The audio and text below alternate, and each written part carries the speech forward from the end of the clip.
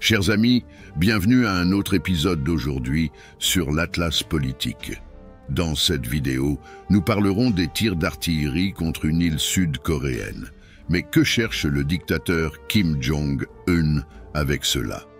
Et si vous n'êtes pas encore abonné à la chaîne, abonnez-vous dès maintenant et activez la cloche de notification pour ne rien manquer.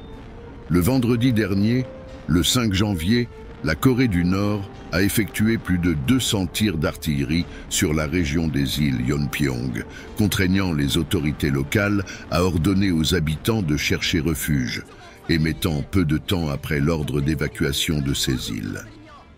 Les tirs nord-coréens sont tombés en mer, et jusqu'à présent, il n'y a pas de signalement de victimes ou de dommages.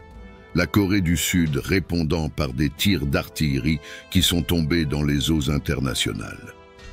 La Chine, grande alliée de la Corée du Nord, a déjà réagi avec Wang Wenbin, porte-parole du ministère chinois des Affaires étrangères, appelant au calme des deux parties et les exhortant à éviter des actions qui pourraient aggraver davantage les tensions. Le chef d'état-major conjoint sud-coréen s'est également exprimé, confirmant que les tirs nord-coréens n'ont pas causé de dommages ni de blessés, et que la Corée du Sud les considère comme une tentative de Pyongyang de maintenir des tensions élevées dans la péninsule. Mais pourquoi les Nord-Coréens ont-ils mené cette attaque spécifiquement contre ces îles?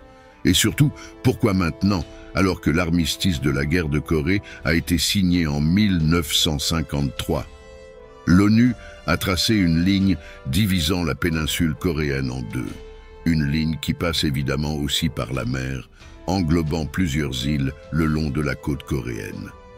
Beaucoup d'entre elles sont habitées, comme c'est le CA des îles Yeonpyeong, un ensemble de 6 îles couvrant 7,3 km², où vivent près de 1800 personnes.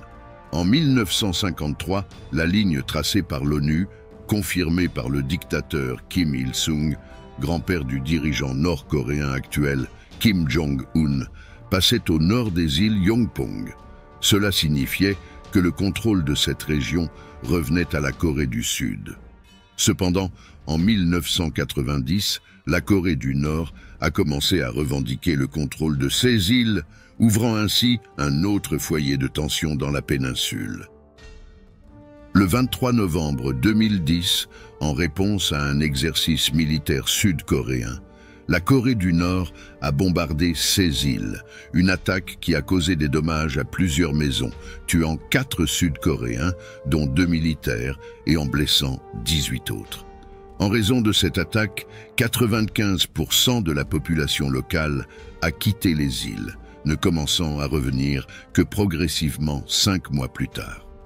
Pour éviter des pertes lors d'attaques futures, les Sud-Coréens ont construit davantage d'abris et ont installé des radars de contre-batterie dans le cadre d'un système d'alerte précoce, un avertissement qui a été activé vendredi dernier, 5 janvier, lorsque 200 obus d'artillerie nord-coréens sont tombés au large de ces îles. Cependant, heureusement, contrairement au bombardement de 2010, cette fois-ci, les obus ne sont pas tombés sur terre.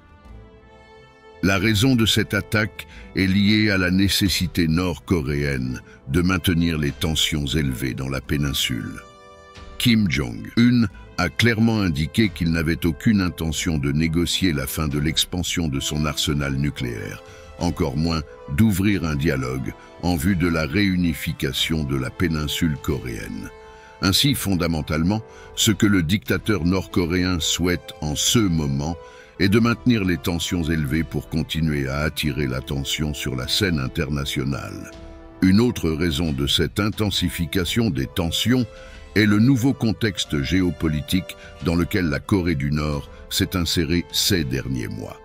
Avant l'invasion russe de l'Ukraine, la Corée du Nord était habituellement isolée sur la scène internationale depuis plusieurs années, soumise à des sanctions et limitée à ne recevoir qu'un soutien sporadique de la Russie et surtout de la Chine.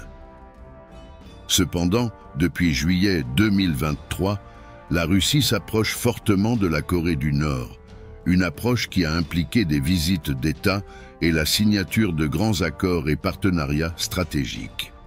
L'objectif de cette approche russe est assez évident: donner à Vladimir Poutine un accès aux énormes stocks nord-coréens d'armes et de munitions, principalement des missiles et des projectiles d'artillerie. L'invasion russe de l'Ukraine est une guerre où l'artillerie est au centre, avec des dizaines de milliers de projectiles lancés quotidiennement des deux côtés. Au cours de cette guerre, qui dure déjà depuis plus d'1 an et 10 mois, la Russie a lancé un nombre estimé à plus de 12 millions de projectiles d'artillerie, une quantité si importante qu'elle devient difficile à concevoir. Avec autant de projectiles tirés, il est indéniable que les stocks russes ont été affectés, obligeant Poutine à faire appel à ses alliés chinois et nord-coréens. La Chine, soucieuse d'éviter des sanctions commerciales de l'Occident, s'est limitée à des accords économiques et commerciaux avec Poutine.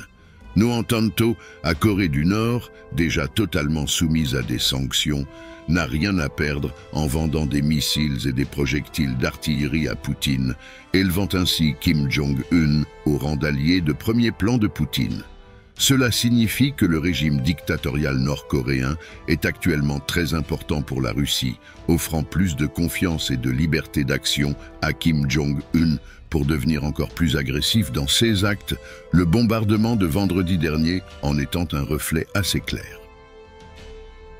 Après avoir compris le contexte délicat et les relations géopolitiques complexes impliquées dans cet épisode, il nous appartient, en tant que citoyens et spectateurs, de réfléchir aux possibles conséquences de ces actions. Quelle est votre opinion sur la situation actuelle dans la péninsule coréenne et les implications de cette tension croissante entre les Corées du Nord et du Sud? Comment pensez-vous que la communauté internationale devrait réagir à ce scénario? Laissez votre opinion dans les commentaires ci-dessous et travaillons ensemble pour une compréhension plus approfondie de ce contexte géopolitique complexe. Et si vous n'êtes pas encore abonné à la chaîne, n'oubliez pas de le faire et d'activer la cloche de notification pour rester informé de toutes les mises à jour. Le dialogue est essentiel pour une compréhension plus profonde des événements mondiaux.